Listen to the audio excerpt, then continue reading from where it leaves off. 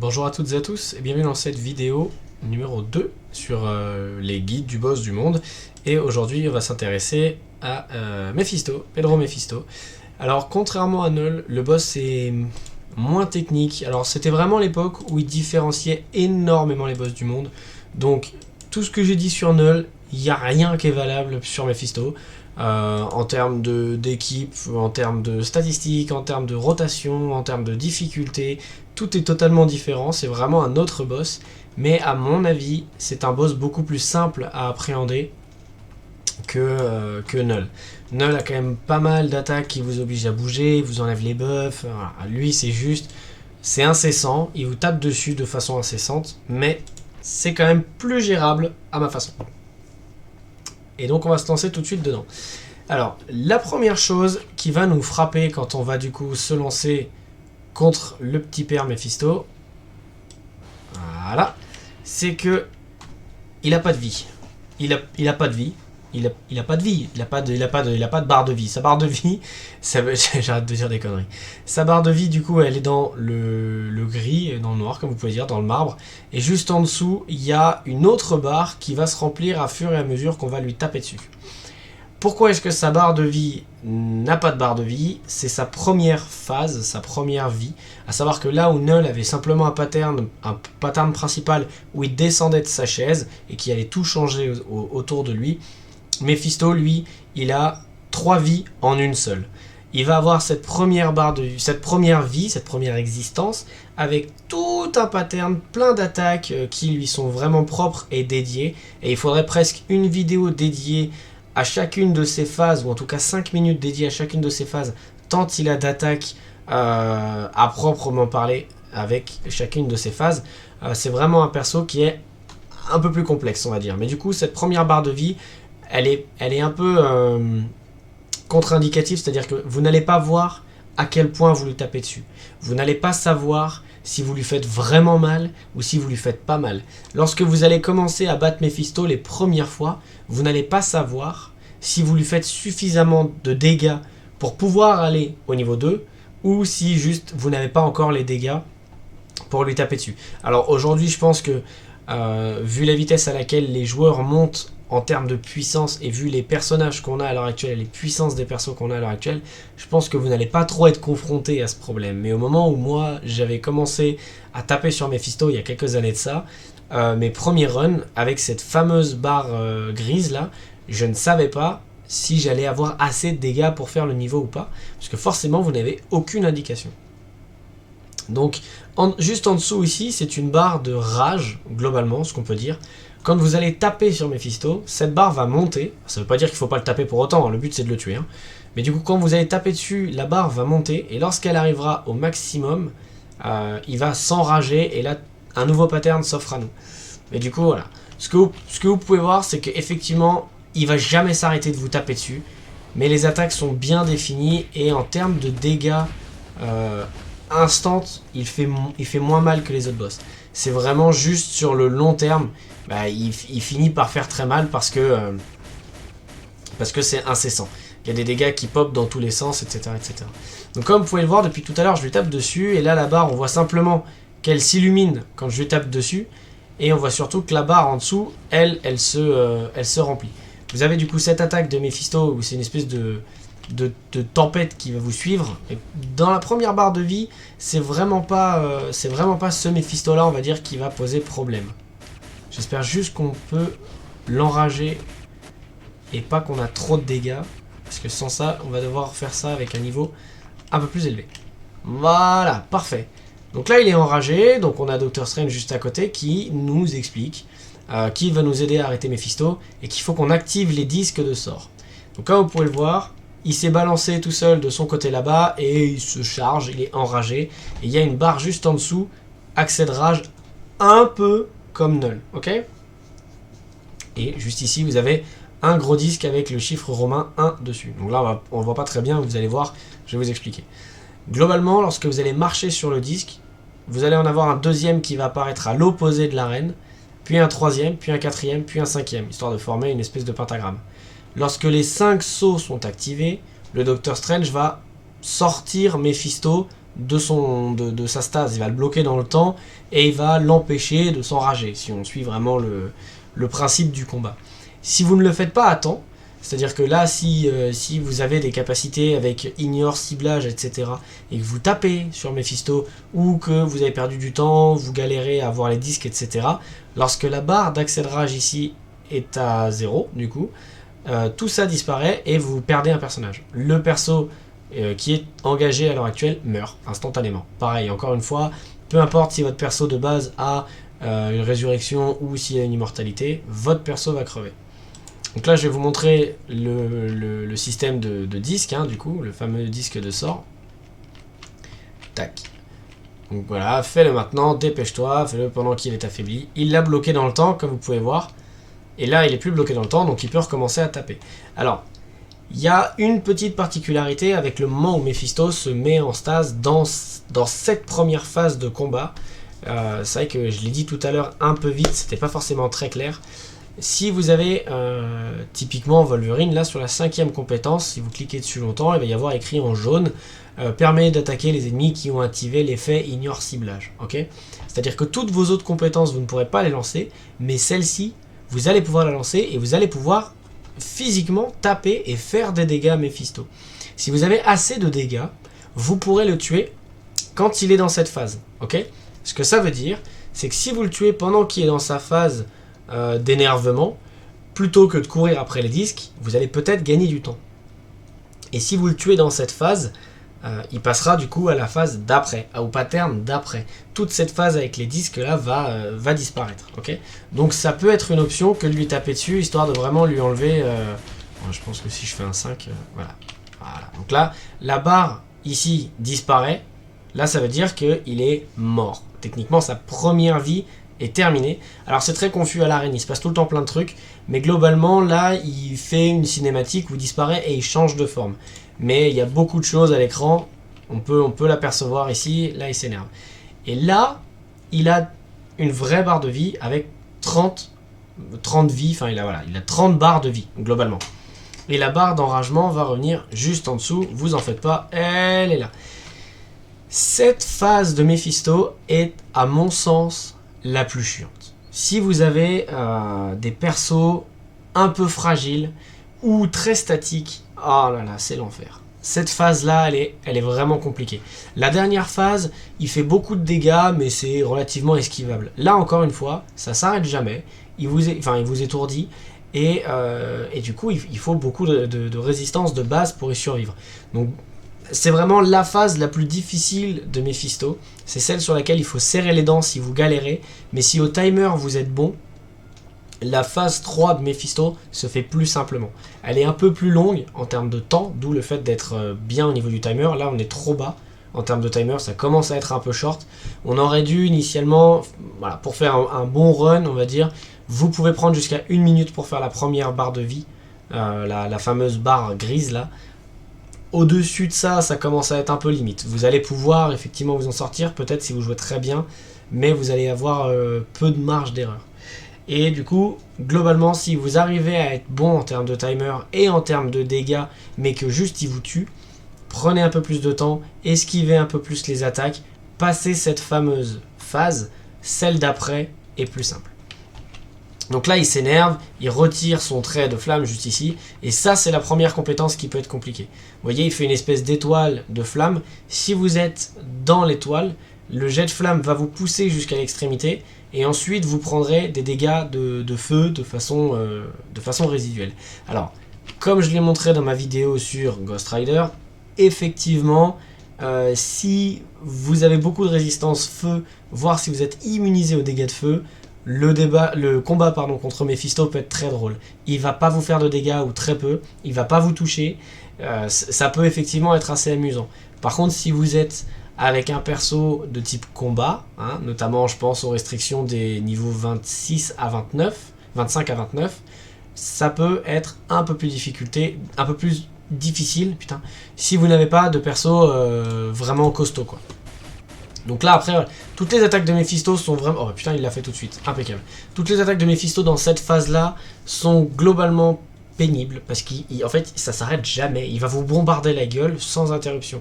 Donc surveillez bien votre vie, surveillez bien les événements aléatoires qui arrivent sur le terrain, les tornades, les météorites, les vents violents ou les trucs comme ça, enfin bref, ça a tout le temps des noms à la con, mais les sauts d'arrêt dans le temps, justement. Si vous marchez dedans pendant que Mephisto fait cette attaque-là précisément, vous n'êtes pas bien, en vrai. Donc faites attention à ce qui se passe dans le décor, c'est vraiment l'arène avec laquelle vous allez devoir prêter le plus attention à ce qui se passe autour de vous, parce que ça peut vous étourdir, ça peut vous bloquer, et Mephisto il va continuer à vous taper dessus, donc ça peut vraiment être compliqué, ça peut vraiment être chiant, on va dire globalement. Et cette attaque-là, bien précisément, il l'a fait tout au long de cette deuxième barre de vie, et il le fait quand il est enragé dans cette deuxième barre de vie. Ce qu'il fait, c'est qu'il devient inciblable, c'est l'une de ses compétences, hein, quand vous jouez le perso, il le fait aussi. Il devient du coup inciblable, il devient une espèce de boule d'énergie, et il vous bloque et il vous fait des dégâts lorsqu'il vous touche, et à la fin, il vous étourdit, on va prendre le dégât, hein. Voilà. À la fin il vous étourdit et vous devez spammer gauche-droite, gauche-droite, gauche-droite pour vous en sortir. Cette attaque-là, si vous ne l'esquivez pas à haut niveau, c'est un drame, c'est un drame assuré, et il va vous tuer. Sachant que après cette attaque-là, vous allez avoir un petit malus avec des dégâts de feu résiduels. Donc si jamais vous sortez de cette attaque avec très peu de vie, c'est les dégâts de feu qui vont vous terminer. Et là, c'est encore plus frustrant. Et c'est ce qui s'est passé avec Loki sur les dernières vidéos que j'ai faites avec lui. Lorsque j'étais niveau 70, c'est même pas l'attaque en elle-même qui me tuait, ce qui aurait été énervant, mais à la limite pourquoi pas. C'est le petit dot, le petit résidu de merde là qui me tue. Ça a le don de m'énerver un peu plus déjà. Mais bon, là globalement, une fois qu'on a passé tout ça, vous avez vu les attaques les plus compliquées de Mephisto. Et voilà, comme vous pouvez le voir, juste ici, il continue, ça part dans tous les sens. Et puis en plus de ça, comme il a des animations qui sont très amples autour de lui, typiquement les petites météorites, les petites tornades, là, je les voyais pas. Arrivé à 15 barres de vie, et à sa cinématique, il va s'arrêter, vous viser, et lancer une grosse attaque. À ce moment-là, vous pourrez passer derrière lui, parce qu'il ne changera plus de zone. Mais voilà, une grosse attaque où il va vous aspirer vers lui, vous faire des dégâts résiduels, vous ralentir, et balancer une espèce de grosse patate de feu. Encore une fois, si vous êtes dedans, vous reprenez ce dégât, ce système de dot là où vous devez spammer gauche-droite pour vous en sortir. À part ça, pas beaucoup plus de difficultés. J'aimerais juste qu'on arrive à l'enrager, que je puisse vous remontrer. Je crois qu'on va le descendre trop vite là. Avec les attaques de base peut-être. On va essayer de lui en mettre une dernière, je sais pas si on le tue. Ok, on le tue pas. Donc là voilà, il est enragé, encore une fois ce que je vous expliquais, et donc il se remet inciblable, et donc là on va pouvoir mettre un autre champion, ne pas activer les sauts, et le laisser faire l'excès de rage. Si vous changez de perso, vous avez vu il est plus à tête chercheuse là, il me suit plus, alors que sinon il me suit. Si vous changez de perso, il va comme Null dans la phase du dragon, il va se bloquer dans la direction où il était au moment où vous avez changé de perso, et il vous suivra pas plus que ça. Voilà, donc là on peut dire au revoir à Drax, tous les sauts se sont activés en même temps, la rage de Mephisto ne peut pas être contenue, et quand bien même il m'a fait 12 de dégâts, hein, il m'a pas fait grand chose, Drax, au revoir, bonne nuit. Même si Drax avait eu la possibilité de revenir à la vie, même si j'avais eu un artefact comme celui de Wolverine, ou de Null, ou Ghost Rider, etc., le perso est mort. Voilà, partez du principe que votre perso est mort. Et là on arrive à la dernière phase de Mephisto, tenez bon, c'est bientôt fini. Ces 30 dernières barres de vie, même principe d'énervement, mais l'attaque quand il est enragé est évidemment différente. Mais globalement là où la deuxième phase de Mephisto, on était vraiment sur une espèce de magicien, si on veut comparer ça au jeu de rôle, là on est sur un combattant, c'est-à-dire qu'il ne va plus vous taper dessus à distance, ou très peu, il va mettre moins de dégâts, mais des dégâts qui font beaucoup plus de dégâts. Ça veut rien dire, mais les attaques font plus de dégâts dans cette phase-là que dans la phase d'avant, mais il y a moins d'attaques et elles sont plus lentes, donc elles sont plus faciles à esquiver. C'est-à-dire que là, voilà, il va vous lancer cette fameuse attaque, la fameuse attaque de croix, esquiver. Ça, vous prenez pas la tête, oui, mais avec le coop, je peux éviter, machin. Courez autour de lui, c'est le plus simple, parce que si vous prenez cette attaque-là, vous voyez, j'ai beaucoup de points de vie, ok, avec mon Wolverine, on est niveau 1, et il m'a enlevé les 3/4 de ma vie. Avec un seul, d'accord? Et là où ça devient intéressant, c'est qu'il y en a une deuxième qui suit. Et il y en a une troisième qui suit. Et de temps en temps, ça lui arrive d'en faire deux de plus que celle-ci, jusqu'à 5. Donc là, ne cherchez pas à essayer de les tanker en disant c'est bon, j'ai plein de points de vie. Vous allez vous faire surprendre et vous risquez de crever. Sachant que quand vous prenez les dégâts, de temps en temps, voilà, il en lance 2 en une. Et comme vous êtes étourdi quand vous prenez les dégâts, vous prenez la deuxième dans la foulée et vous êtes mort. Ça peut être très frustrant de crever sur un truc comme ça. Donc si vous avez la possibilité de l'esquiver, esquivez-la. Si vous n'avez pas la possibilité, si vous savez que de toute façon vous êtes dans la zone, vous allez prendre les dégâts, essayez d'appuyer sur le bouton coop, ça peut vous sortir de la situation, mais globalement, c'est un peu plus compliqué. Donc là, comme vous pouvez le voir, il m'a marché dessus, voilà, il a rampé vers moi, espèce de grand asticot, et du coup, il fait pas grand chose. Toutes ces attaques-là sont hyper facilement esquivables. Là, il va se transporter en une petite boule, mais encore une fois, je peux l'esquiver. Il est très lent, et en fait, il représente pas une menace. Ça m'intéresse. Là, comme vous pouvez le voir, il charge dans une direction en mettant des gros coups de poing, globalement. C'est ce qu'il fait lorsqu'il est enragé, okay, lorsqu'il est énervé, lorsque la barre violette ici est remplie. C'est cette attaque qu'il fait. Donc vous devez, même chose, courir après les différents sauts pour former ce fameux pentacle, tout en l'esquivant lui, en sachant que quand il vous touche, il vous étourdit et il vous repousse.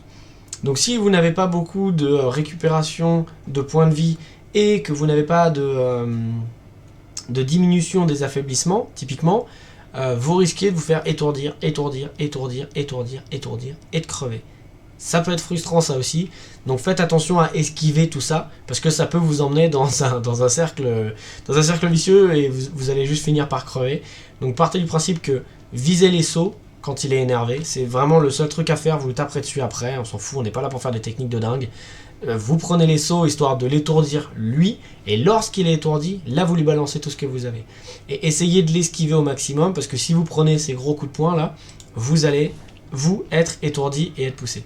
Là il recommence avec les fameuses attaques en croix, donc vous pouvez très bien voilà, l'esquiver, l'attaquer un peu, réesquiver, réattaquer un petit peu, voilà. Vous voyez ce que je veux dire ou pas? De toute façon, Mephisto c'est, à mon sens, le boss le plus difficile à expliquer, parce qu'il se passe plein de trucs, il a plein de patterns, il a plein de barres de vie, il a plein d'existences différentes à chaque fois, mais ça reste quand même le boss le plus facile une fois qu'on a compris comment il fonctionne, ça reste quand même globalement tout le temps la même chose. Là du coup on est sur la dernière cinématique, et là où tout à l'heure il faisait une grosse zone et il mettait une énorme patate de feu, histoire de vous étourdir si vous êtes dans la zone, là il est constamment énervé. Là, à partir de 11 barres de vie de la dernière vie, il est constamment énervé et vous allez avoir du coup, il va grossir beaucoup. Il va grossir de 55% et vous allez avoir les sauts qui vont apparaître en permanence. Et donc là, voilà. À quoi ça sert qu'il est grossi? La zone au sol est plus importante que tout à l'heure. Donc il est techniquement plus difficile à éviter.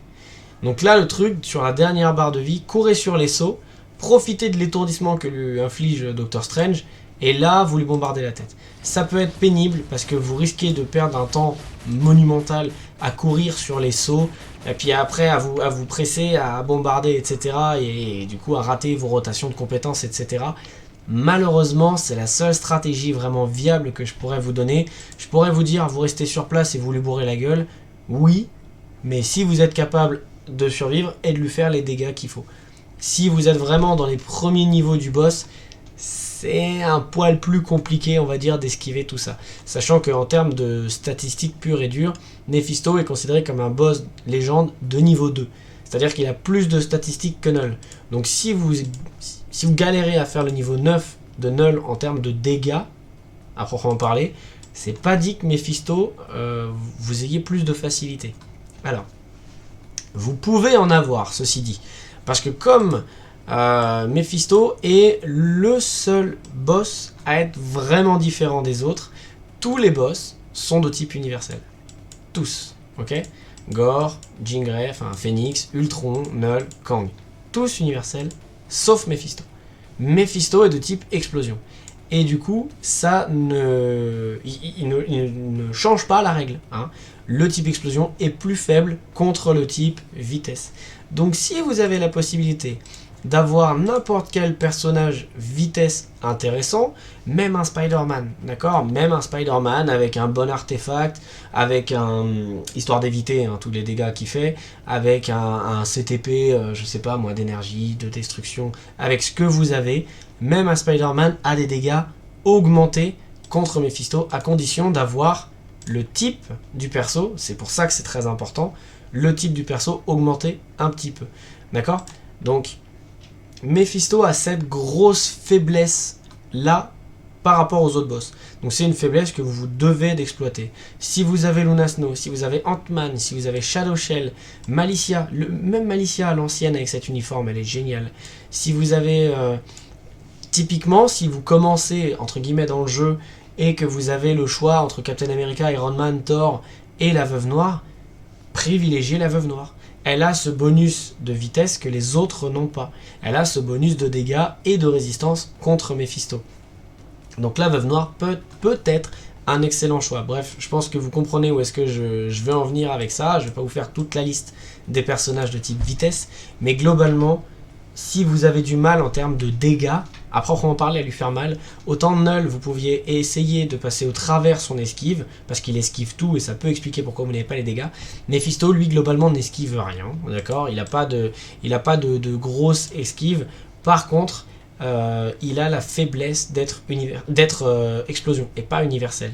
Donc, vous pouvez très bien engager un personnage de type vitesse pour lui faire un max de dégâts, ok? Encore deux petites choses et je vous laisse là-dessus. On a fait un bon tour sur Mephisto. Il y a une barre de conseils juste ici. Je ne l'ai pas expliqué dans Null, j'ai juste cliqué dessus pour les plus attentifs. Avec quelques conseils, ça porte bien son nom. Tout n'est pas toujours très lisible et c'est un peu plus simple de le faire en vidéo. Mais toutefois, voilà, il y a 2-3 trucs qui sont un peu importants. Si tu n'arrives pas à activer tous les disques à temps, le personnage sera tué. Et Mephisto résiste à tous les éléments à l'exception de la glace. C'est-à-dire qu'il a des résistances élémentaires de base élevées, sauf à la glace. Donc un personnage comme Luna Snow bénéficie doublement de cet avantage. Elle est vitesse et elle fait des dégâts de glace.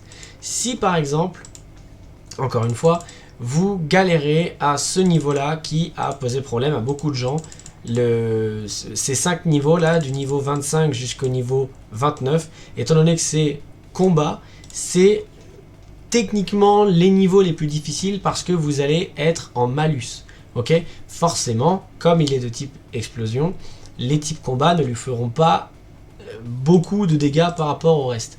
Vous avez une excellente alternative. Alors, c'est un personnage premium, c'est un personnage avec un uniforme, donc compliqué à avoir, on est bien d'accord. Mais je pense que je peux vous le conseiller dans le sens où il est extrêmement populaire et son utilité n'est plus à démontrer. Donc voilà, je pense que je peux vous le conseiller, vous le recommander. Toutes les compétences de cet uniforme font des dégâts de glace. Donc, il bénéficie du malus de type combat, mais du bonus de dégâts de glace. Donc ça peut être une bonne alternative si jamais vous vous posiez la question. En plus de ça, encore une fois, c'est un perso qui a beaucoup de valeur en combat de légende extrême ou ultime et qui sert dans tous les autres boss du monde d'ailleurs. Il sert en mission d'envoi, il sert en mode histoire. Namor est un excellent perso et dans ce cas de figure précis, si vous galérez et que vous êtes en train de vous dire quel serait potentiellement mon meilleur choix dans la liste de persos tier 4 de type combat, oui, alors vous avez le Docteur Octopus aussi qui marche parce qu'il est très polyvalent. Les deux persos PVP, on les oublie. Et puis après, ça va être un choix en termes de préférence. Mais si vous avez la possibilité de partir sur Namor, je pense qu'il peut beaucoup vous aider. Voilà. C'était juste mon petit tips, voilà, mon petit conseil ultime, on va dire, sur ma recommandation pour ce niveau avec la condition combat qui est très compliquée.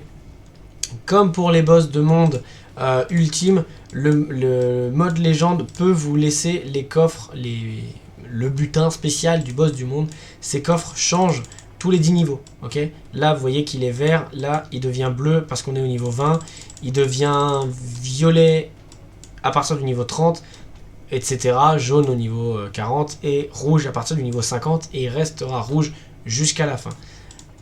Je ne l'ai pas précisé, si vous n'étiez pas au courant, ça marche également pour le mode ultime, d'où l'intérêt de valider au moins le niveau 20 du boss du monde.